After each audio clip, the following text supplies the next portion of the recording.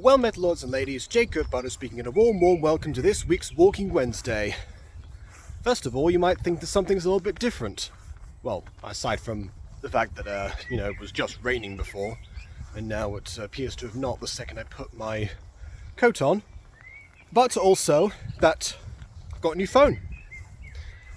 In fact, it's, I guess, sort of new, but also not quite. Because I got this for my birthday and then forgot to switch it over for quite some time.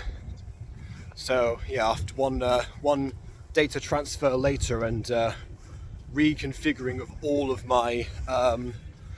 my settings in everything, and here we are. So yeah, hopefully this one will look better. Well, I mean, it already does look better, I think. And honestly, it should.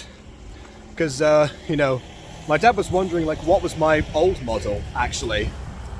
And I was pretty sure my old model was an S10. It said S10 Plus, actually, but there you go. And this one is an S22. So, safe to say I have waited a while before deciding to upgrade. He even mentioned that he's actually gone through two separate phone upgrades since discussing changing mine. Also, the phone case was absolutely disastrous. It was basically the phone that was holding it together, not the other way around. So, this pristine quality is quite new to me, as is the framing slightly, because not the aspect ratio is not different, but the sizing of it is slightly different, so I'm making sure I'm still where I am, rule of thirds and all. So yeah, that's one of the things that's happened this week. There's a bunch of other stuff behind the scenes involving invoices and taxes that no one cares about.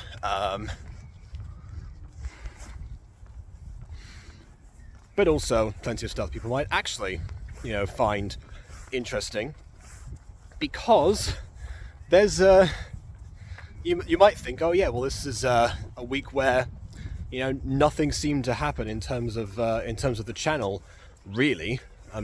Because I did say last time that that watch hours were looking a little bit down on both the Butter Punch and my main channel, and so. Now I've got something on my shoe, great. So I was going to hopefully get some more streams out there, not to mention as well that because, the latest, cycle of reviews is coming to an end, as in, what the videos that were in circulation at the same time as each other, yeah, now's when everyone seems to start posting everything, including AFMAU. Because considering that My Street After Dark had, was it 8 or 9 months between releases of episodes 1 and 2, we were not expecting episode 3 to come out when it did.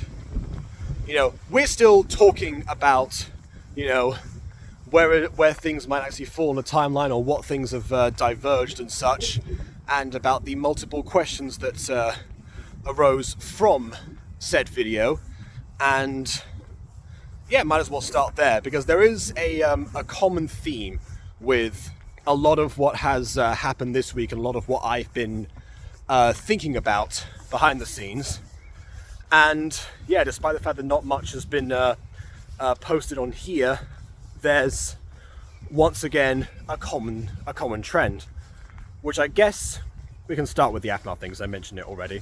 So yeah, My Street After Dark came out with another episode 3, called 3 Guys, 1 Bathroom, featuring Gareth, Zane, and Lawrence in the thumbnail.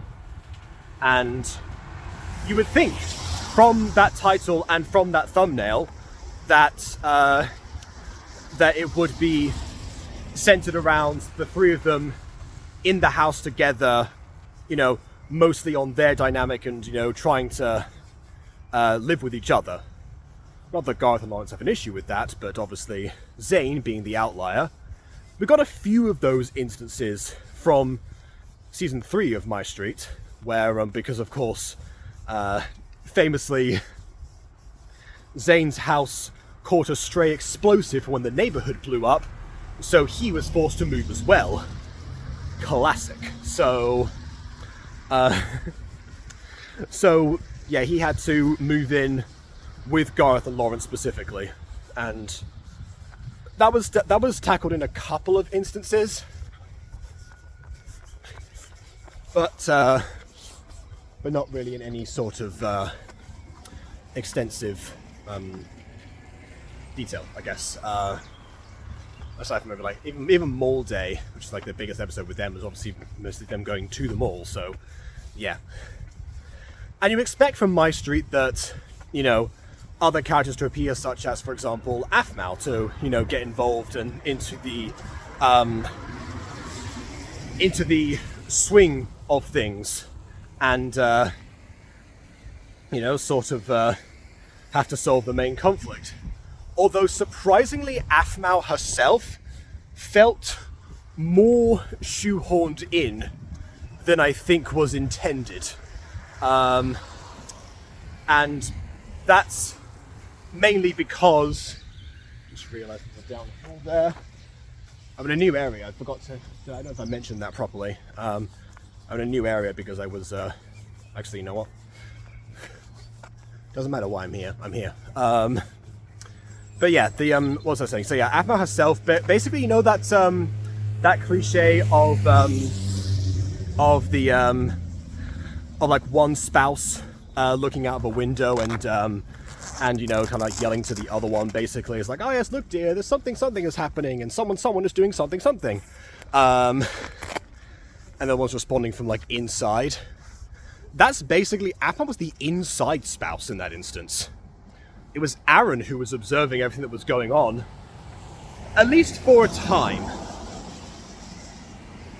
Because, of course, the major thing is that the strangest appearance of all is not from Lawrence, who's been absent for such a long time, nor is it from Aphmau having to, you know, having the narrative have an excuse to get her involved in the plot. No, far from it. It was, in fact, from the, and as I say, this is the actual name, the Dad Bod Squad 6-7. Yes, as you can probably imagine, Aiden, who saw the video when it first came out, had a lot of thoughts regarding the matter. So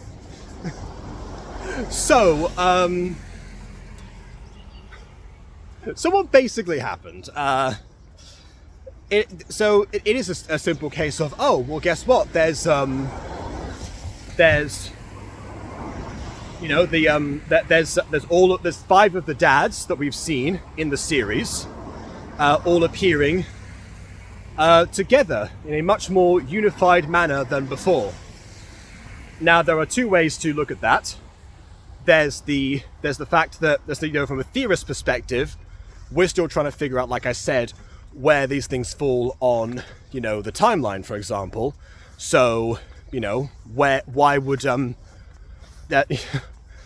these people who have either gone to form enemy ships or, you know, got stuck in other dimensions, sometimes both actually, why would they be involved with one another? And, you know, well, the answer to that one we think so far is that we said that Emerald's Secret basically never happened in this version of My Street, the After Dark version.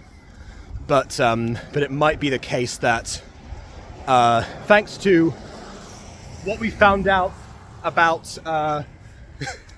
the Dad Bod Squad specifically, was that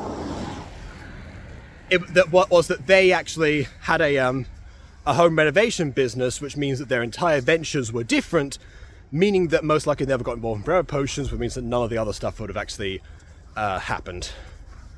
Ironically enough, the After Dark version of the story ends up being the much brighter future. Or much brighter present, I guess.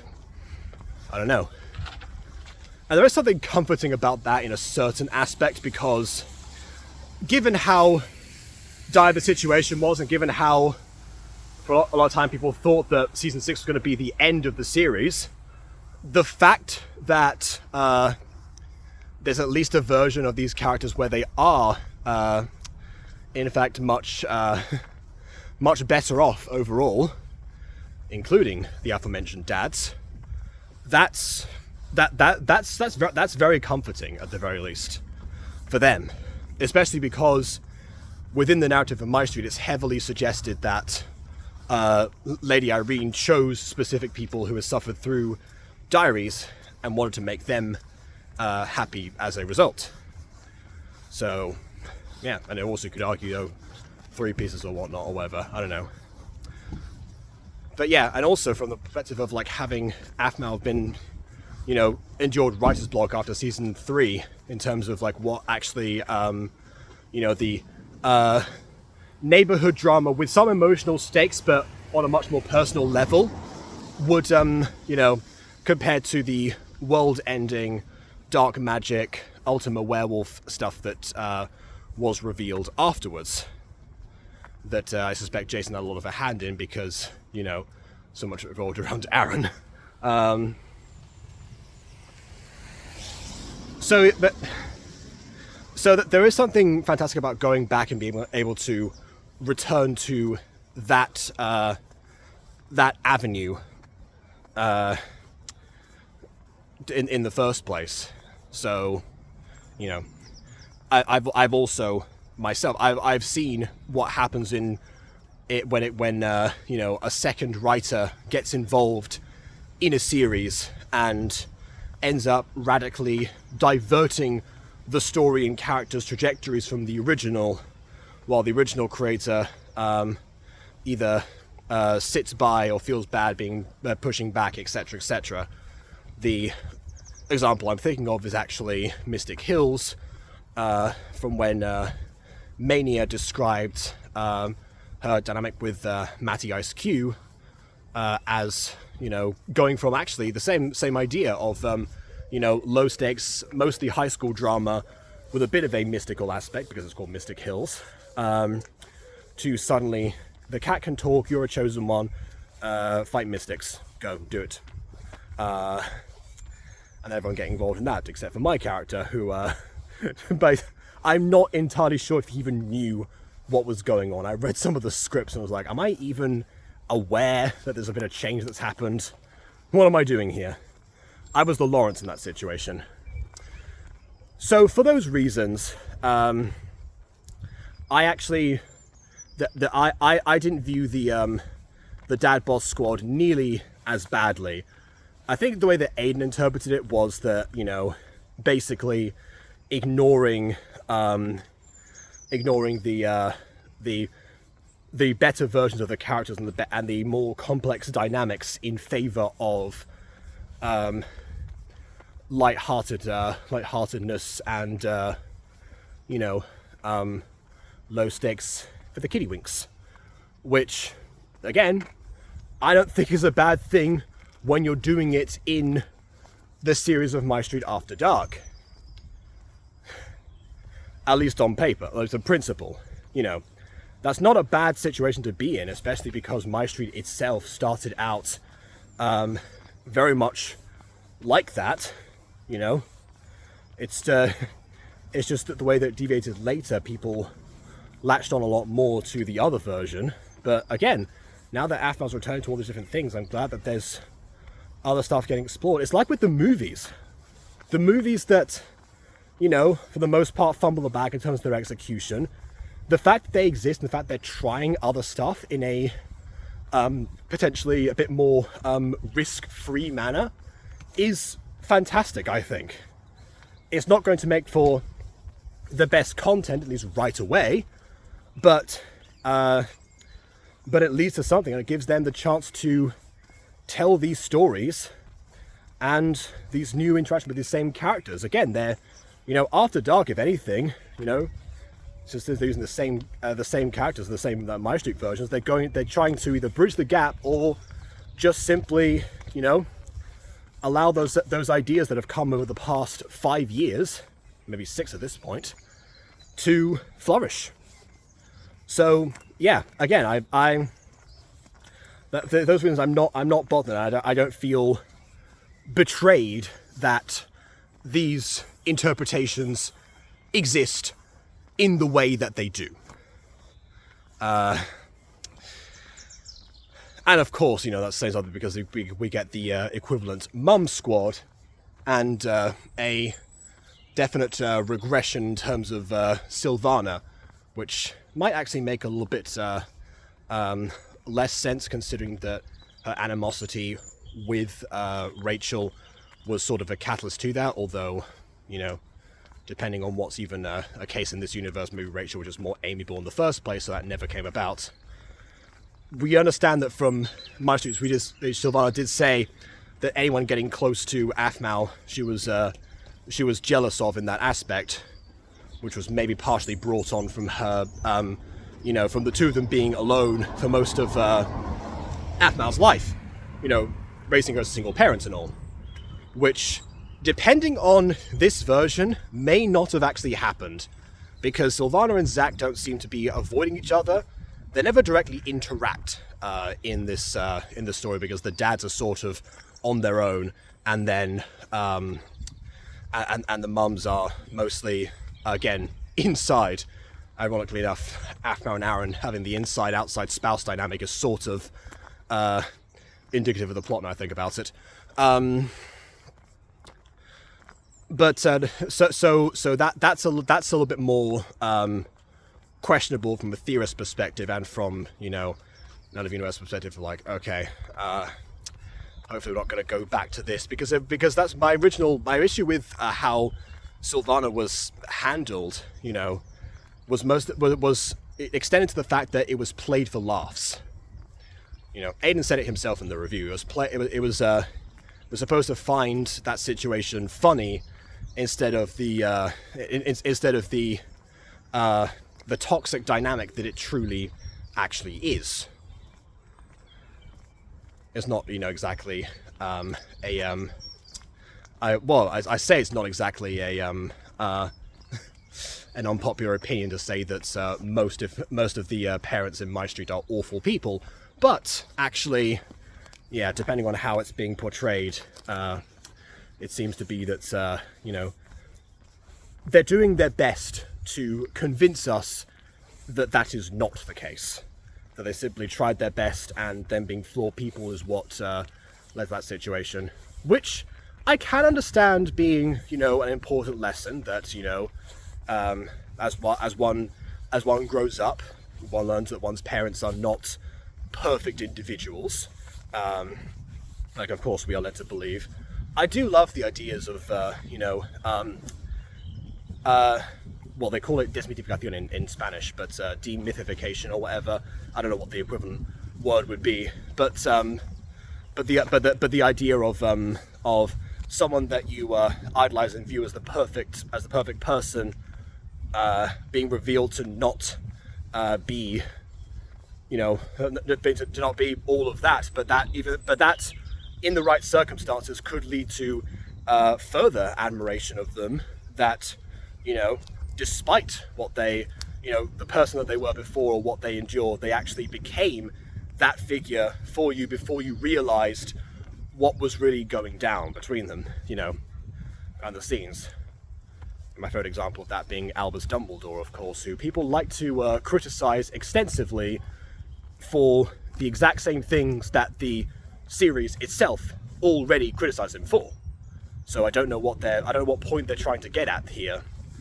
Maybe it's mostly the movie watchers that don't get the extensive life and lives of Albus Dumbledore, nor do we get, of course, you know, Harry complaining that, you know, he is so much more mature at 17 than Dumbledore was, and etc, etc.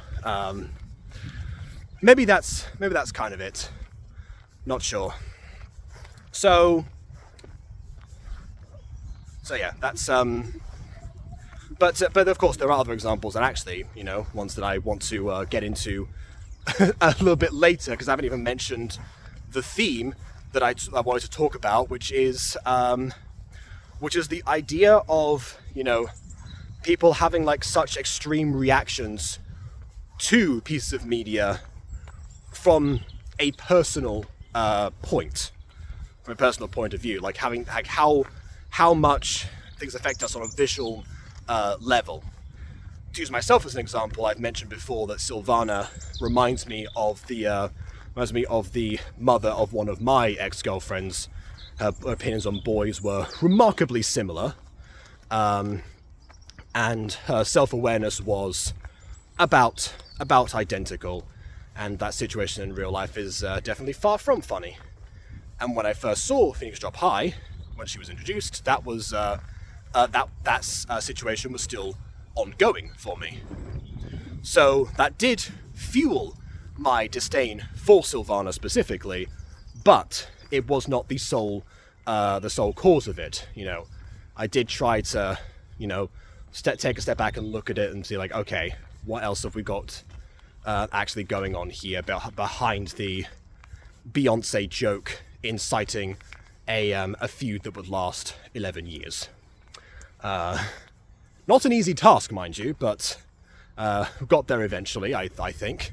But I guess I can, going back to the My Street Review, that's this is where Aidan specifically mentioned that that the way that Garte was portrayed, as he was the linchpin that was getting that had all the dads together, from what we could interpret. He came in, decided to renovate Gareth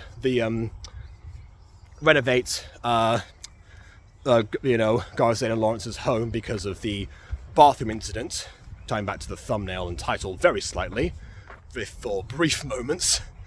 And a lot of it was attempting to explore the disconnect between himself and his second-born, Zane, compared to how he treats his firstborn, Garth. Which has been a thing that's, again, also been played for laughs in the past. And it somewhat came across in here. Aidan said that the theme wasn't as like direct or making a stance about something as it could have been. To which, again, I said that probably is a good thing, because you don't need a theme to be to tell you to draw your own conclusions on something. You can just present things and let the audience do the legwork themselves. Which, after he pointed that out, we then saw a montage of Zane, Zane sort of, struggling with helping out with the home renovation specifically, mostly revolving around lifting things and everything, and those being like taken away from him. And Garte, going into that kind of mode of like, let's give it to your brother, he can lift it up, and basically, So not only was he being pitted against his brother yet again, but also the ideas of being emasculated were present. And you can tell from Zane's reaction that is not something that he is enjoying. So I personally did not think that the message was not present. It just simply didn't have a moment where someone, verbally, goes into detail about it. Like, I guess, last episode with the Labubus, which, a whole other topic. The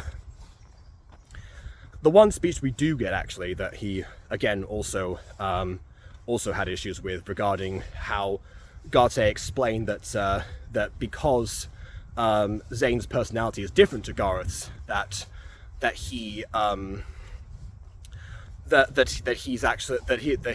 love for him was different, or manifested differently, because Zane needed different things. Which, again, on paper, an admirable sentiment, Not every child is the same, and therefore they should be nurtured differently. Of course, it doesn't help that that the way that manifested was through a display of blatant favoritism towards a different child. There are very few ways that could be talked about otherwise. And I like that Garte didn't come to that conclusion in the episode because it wouldn't have made sense. It would have been very cheap to have it be, you know, where like, you know, he learns the error of his ways in that moment and the status quo is changed, because most people who are in the situation and do need these confrontations, they either blatantly refuse to learn, but the ones that even do, they try to, you know, they've had their reasoning behind the way they go about things, and so they wish to, you know, manifest that. And I understand the idea that, okay, if you explain what your intentions were, you can, would it help to ease how they were presented, so that you don't feel that you were, you know, hated or unloved for your entire life anymore. Which, again, not a thing that could internalize in one episode. Arguably, the biggest flaw of this of this episode was the fact that it tries to cover all of this stuff in one go, rather than how Maestro used to do these things, which is by, you know, doing them bit by bit over the course of several episodes, and, you know, letting the conclusion come about after, you know, both parties have actually been able to experience from the other's perspective. Case in point, you know, like Melissa understanding Aaron a bit more in season 3, after kind of butting in for an entire season, trying to get him to, you know, take up family business with her as well, and him pushing back on that idea, and her realizing how fortunate he was, which of course then led to Vacation Melissa and being the number 2 Armao shipper of all time in the series. The number 1, of course, still being Kawaii-chan, because no one can replace her. So yeah, that for example felt much more organic. Sibling disconnect, family expectations, all of that over the course of a season, rather than one episode trying to cover all of these different things. So again, even with Garte explaining things, again, I've talked about this before. There's a difference between explanation and excuse that I think is missing in a lot of media discourse. I've seen, for example, because you know, I was also discussing Miraculous a lot. I've seen a lot of people hate the episode Derision, which is the episode where it goes into why Marinette is not only freezing up in terms of trusting someone as a romantic interest, but also the reason why she wanted to find out everything about them, you know, their entire schedule, like everything, basically, her stalker tendencies. And from what I've seen, people's derision towards that episode is mostly coming out in the form of, it feels like that's the writers trying to excuse her for the tendencies that people have criticized the character for the past 10 years. And again, that's one way that one could look at this idea. But again, explanation versus excuse. If you take derision as an explanation for why things ended up this way, instead of, you know, robbing Marinette of the blame involving like how far she took things, despite, you know, whether she got pushed back, and also, well, she was more enabled over the series than she got pushed back, to be perfectly honest, but that's a whole other topic. Then it reframes the entire thing. You know, it's the classic hurt people. So you get where something is coming from, but it's also important to not remove accountability from them. And for me, Derision, the episode, doesn't remove accountability. It just provides an origin point and you know, an answer for how you know, one is supposed to grow from there. And, you know, even as Marinette herself realizes this point in the episode, because most of it's a flashback of her, you know, remembering what made her this way, she knows where to start from now, and a lot of the process of healing is identifying the source of the problem. So again, that's not something that I don't dislike the episode for that reason, because and also she doesn't recover from just one episode. It still takes some time. It takes to the end of the season for her to finally get over herself and to actually keep going. And even in season 6, her obsession is still present while she's in the relationship, but it's it's it's not all the time. It kind of comes and goes per episode anyway. It always did, but she's still working on it. She still had episodes where she was either jealous, or she was trying to, or she was panicking about being the best girlfriend that she can. The anxiety has morphed. It hasn't gone away yet, but there's progress. So again, when we're not going to the most extreme possible response of, oh, the writers want you to stop hating the character, you get those kind of ideas. For example, as well, it's like the idea of yes, emasculating Zane is funny. That's not how I interpreted that episode, because we saw those other moments and we saw Zane's actual reaction. And considering how much of a character Zane actually has and a presence compared to Gareth and Lawrence, especially as the series continued, I don't think there are many people who would not acknowledge his perspective that were watching that episode.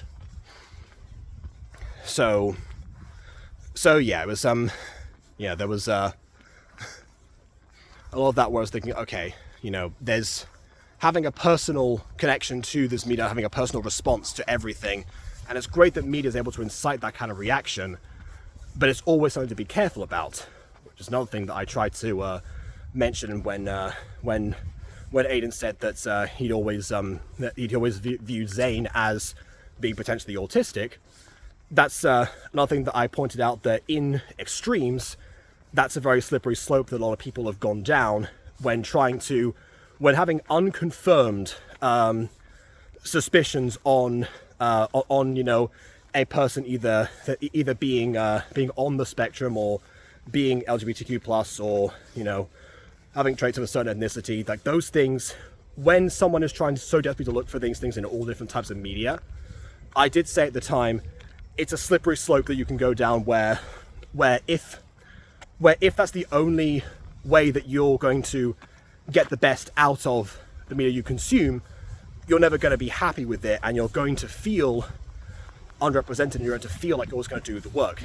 Did I say that Aidan himself was guilty of this? No. And but I was just trying to make the point that, okay, for the audience here, be careful with that if that's how you go down. I should have also mentioned, for example, the ideas of people saying, oh yes, Piccolo is black, which he isn't, but he embodies a lot of stereotypes that people have portrayed onto him from the other side of the globe, actually. So again, not sure about that. And rather than simply equating that to, oh, I identify with this character based on the traits that he has, I'm going to artificially impart more traits onto them. So I could use that as an example again, but I forgot at that point. The chat was making it very clear that I wasn't making the point as well as I could on the live stream, so I have thought since then about how I plan to address that. But it's another thing, we're getting ties into the theme of, when something becomes too personal, even when it's not originally supposed to be. It's like the other extreme of that. So that was mainly the point. I also find it very ironic that shortly after that I made a Harry Potter comparison in the video, and Aidan interrupted the stream saying F J.K. Rowling. Like, that is also not a statement that came out of nowhere to the same extent as my one. But again, I forgot to point that out. So yeah, that's another thing. But that's just media that is that we were receiving as audience members. What about media that one creates, because that's also a really a theme for this week, because two of the only gacha reviews that made it to air this time were Disco Pops and Believer in Gasoline. Two videos that was, by creators that are known to the channel and to me personally. So, and I'm aware of how connected both creators are to their media. So yeah, like towards the beginning of Believe in Gasoline, if you remember, there was a time where like Everly and I would go back and forth on a certain point on until one of us backed down, which was usually me, because I wanted to keep the stream running, and get to the rest of the video.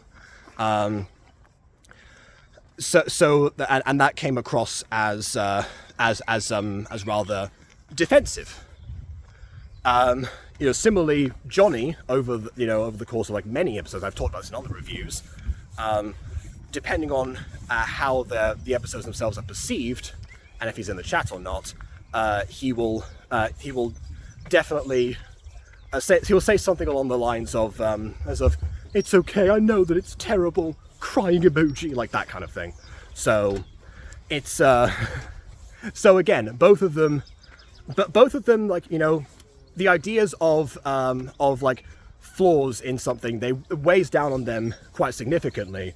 But of course, the mission of Gacha Review is to be as objective as possible and everything, and keep the criticism level to the same across everything. No matter how high the production value is, or the view count, or the fanfare around it, or anything. Keep it all the same. Because otherwise, there's no other fair method of, judging something. You could for example say, oh, this video seems like it was made by a kid. Let's go easy on them. They are a kid. But then the reverse of that is, oh, this person was older. They should have known better. And then you get held to a higher standard because of your age. And that's another extreme example there. So again, keep it all the same. Keep it all relatively lighthearted, unless the content itself is what actually, gets problematic, which again, it has done in the past. We've talked about how a lot of the edgy gacha content of the past could again cause negative effects, being like, okay, well, now everything has to be super sad, or dismissing characters, for example, doing things like self-harm or whatever, and people have been like, oh yes, I'm going to write that in my own things, or even worse, yes, I'm going to actually do those things. It's one of those situations. I remember that there were a lot of people that were entering packs of a certain nature that I won't say for the sake of YouTube, and one person was in like 5 different ones, which meant their life was literally on the line were any one of those people to follow through with what they had suggested, which thankfully did not happen. The person in question is still alive to this day, and I believe those pacts are broken, but that's the good ending. There are, if you believe in the many worlds theory, that's not a good indication. So yeah, again, that's but then Everly also mentioned, I think in like last week actually, that a lot of the reasoning behind those those edgy gacha videos did come from people trying to lash out from unfair circumstances. It is of course worth noting that a lot of the people who I've seen either enjoy making or consuming dark media are the ones who life has treated much more unfairly than, say, myself. So I understand where it comes from, so I try to focus on, okay, how is this portrayed, and how and is it going to be more damaging than otherwise? And if people do take these things super personally, what is someone to what could someone's emotional response be? Well, that's in the back of my head, and of course, you know, while still keeping these streams lighthearted, because otherwise no one would watch them. So yeah, again, that's another avenue. You know, I guess it's more like, to me specifically, how do, you know, I respond to things that people could take personally in the extreme. Because there are a lot of even professional creators. A lot of them are, you know, quite insecure. Famously, the creator of the movie Swiped responded to a lot of movie critics directly, you know, accusing them of you know, all sorts of different things, especially if they didn't have as much of a potent follower base to actually clap back. Again, no one who I've ever, you know, encountered has been as extreme as that. So yeah, that's which is a relief. But to my knowledge, no one's gone out of their way in that situation, because there aren't that many gacha critics that do what we do on Gacha Review. I have to talk to some other ones to think about this, actually. I've been wanting to reach out to Gingerbread for many years. Gingerbread being the person responsible for Ginger Rated, a more scripted overview style of criticism series for Gacha series. So maybe I should do that at some point. See how that actually came across. But yeah, from my side, it's more so the people that have reached out. You know, sometimes people will say, "Oh, can you not review this particular series anymore?" To which I'll say, "Yeah, sure, I'll stop that one. No skin off my bones," or whatever the phrase is. But yeah, then a lot of other scenarios, people will stew behind the scenes in servers, and I'm not singling out any one particular studio or fan base. It's happened several times. Because, you know, even the thing that they like or the thing that they created is being attacked in some way. You know, or, you know, by extension, their opinion of something is being attacked because, you know, I happen to not share it. So, but another thing is that, you know, there's a difference between you know, not understanding something or not seeing from their perspective and not agreeing. You know, it's like I mentioned with derision just now. I understand why people are mad. I don't agree with their vitriol. I'm not gonna, you know, like, I'm not going to chew them down until they relent. Far from it. If anything, I think, you know, but having a more composed and less extreme response to media is probably just the more the healthier thing for someone's psyche anyway. If I had you know, decided to base my entire opinion of my street on my personal dislike for Sylvana, for example, then you know, I would have stopped watching the show a long time ago, or I would have become one of those many people, like, you know, all of the miraculous hate channels that think the show is the worst thing to grace the airwaves, or one title even said that Marinette's the worst female main character of all time, or I don't know, or yeah, and you know, and conversely, if I let you know, my disagreements with J.K. Rowling's approach to feminism, even if once again I see what she's trying to do, but is, in my opinion, fumbling. I don't state that every then, because I've got Aiden for that. But yeah, even if that is the case, I don't let that cloud my opinion of you know, the media that came from her. Unlike several other channels who've decided, you know, only in the past 5 years, conveniently so, that J.K. Rowling is a terrible author that secretly hates all women and yada yada yada. Even far more extreme situations than the actual transphobia that she's been criticized for. Like, again, it's you know, and that's like, if it stopped becoming such a case of like us and them for for everything. You know, those that see and those that don't, those that understand and those that don't. You know, people's opinions are very mixed on everything.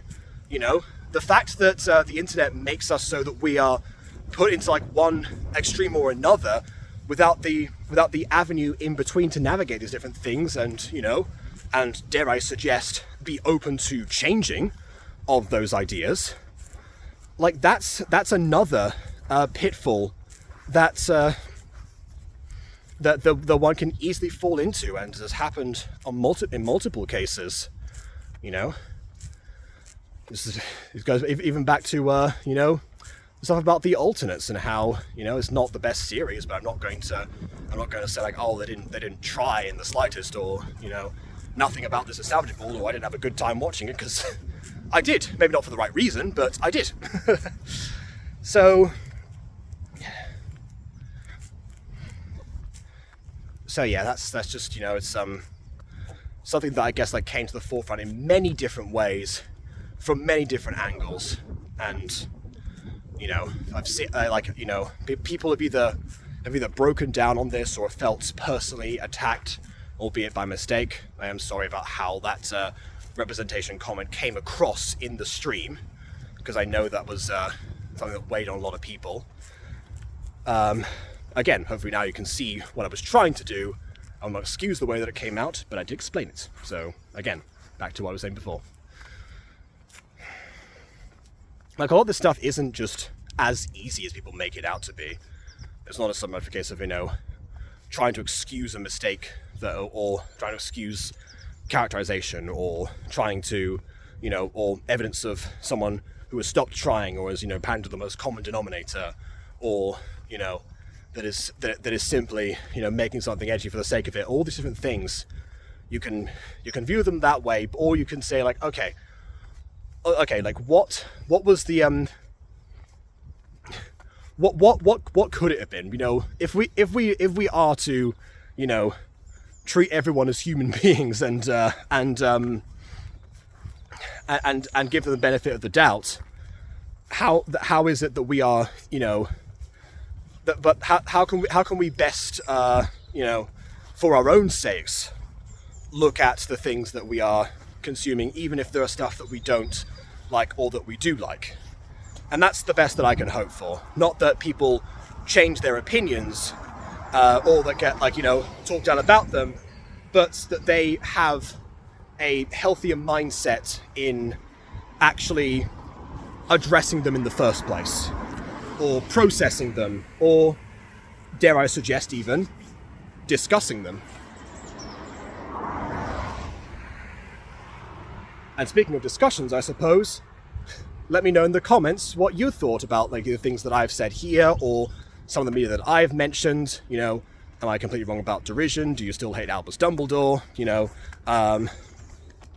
do you think that the seeking for further coding representation is not as extreme as I'm making it out to be, or, you know, people don't take it as extreme? I'm not saying it is extreme, because people, at least thankfully, have relaxed about that, but just in some cases, but I've seen it happen.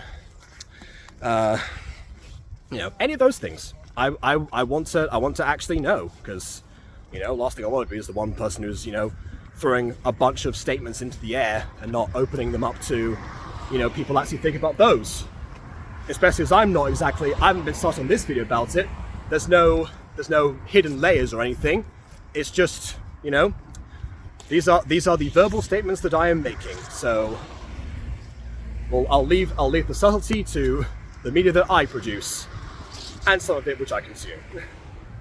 But while you're doing that, of course, please leave a like or dislike, because your opinion matters, and subscribe if you haven't done so already. And on that note, until next time, I'm off to continue watching live action One Piece. Not a controversial thing to say at all.